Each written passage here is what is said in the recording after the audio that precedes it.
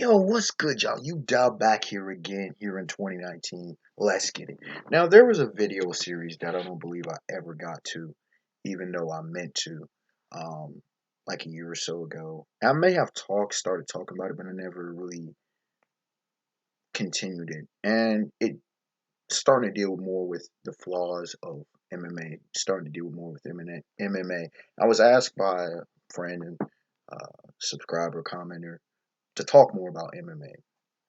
And what better way to start it off than going through things that I talk about, my issues with mixed martial arts, okay? And the first one, you know, I will really, if I already did this video, this is going to be a remake of that video. If I didn't, then good. I can't remember if I did this one or not. But no más vale Tudo, okay? For those of you who don't know, there is, first of all, if you're an anime and manga fan, I will say this: there is the Koko Tekenden Tough series, and as well as the Tough series. There's two series. Tough is the sequel series of that deals with Vale Tudo. And for those who know, Vale Tudo is like no holds bar, meaning it is where different martial arts styles will come at each other and be able to just go at it. Karate versus Taekwondo, boxing, bare knuckle boxing versus pro boxing, wrestling versus judo, sumo wrestling versus jujitsu. You name it, it does it. Muay Thai versus left way. You'll get all kinds of things going at each other. And we saw the last bits of Vale Tudo in the early years of MMA, back early 90, um, MMA has been going on for around 20 years. I mean, you can say mixed martial arts goes back to the time of like Bruce Lee with Jeet Kune Do and stuff. But from what we know in the modern era of what MMA actually is, when you started getting UFC and these various organizations, eventually Pride and different ones, Bellator, we know it for about 20 years. Okay. And what Vale Tudo did is in the early days of UFC specifically, Ultimate Fighting Championships, you had guys like Ken Shamrock, the legend from pro wrestling and shoot fighting. You had guys like Royce Gracie, however you want to say it, his name and the whole Gracie lineage. You had a lot of other, I believe, was Dan Severn, I believe, was up in there as well. You had a lot of guys, and they were coming from different backgrounds. And what it was this was one of the things of what true mixed martial arts are, at least one school of thought, where you will have different martial arts styles pitted against each other. And what it provided was it's a different game than what you get with boxing. You know what I'm saying? So you'll have different guys from different schools, including in boxing. Boxing could have gotten involved as well. It would have allowed for expansion and evolution of all martial arts. What you would have seen is how do you handle yourself? Which martial art pits well against this one? How do you handle yourself when you have an attacker who comes at you from a completely different school? See what I'm saying?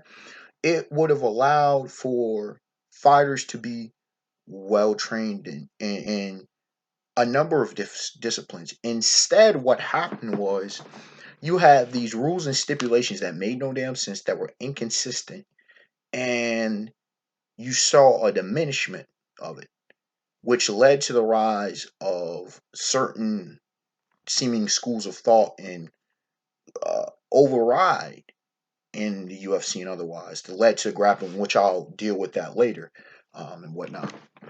And it stunted the growth for about, I would say, somewhere around 98, because let's see, Shamrock, he went to the WWE and such. I would say somewhere around 98 to about '08. You had about a 10-year gap where the you can say the sport, you know, the the whole concept of mixed martial arts stagnated. Yeah, you had individual talent. You had Chuck Liddell. Eventually, um, you had different ones like Tito Ortiz and such. But you had not super competitive. You had big dogs. You had top dogs, and then you had everybody else. Randy Couture and stuff. And that is no dismissive and disrespect, but the same thing. It was in its rudimentary. MMA was in its rudimentary phase, just like boxing was 100 15, 20 years ago in the modern era after the Queensberry rules were established.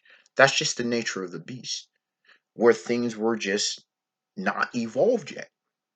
MMA hasn't had is had like the fifth of the time frame of modern boxing, modern pro boxing. So of course things are going to get hashed out. And what we've seen is a lightning in a bottle, especially in women's MMA, where they had an even further accelerated growth, where it outgrew Ronda Rousey, which is a whole other thing I can get into in a later episode.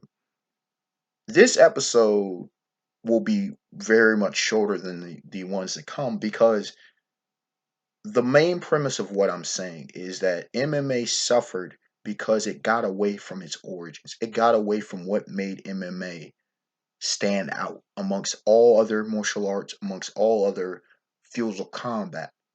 It goes back to it got away from the ancient pancration days where boxing and wrestling, like in actual mixed martial art. And in the next episode, I will deal with um, the lack of evolution of the actual mixed martial arts style.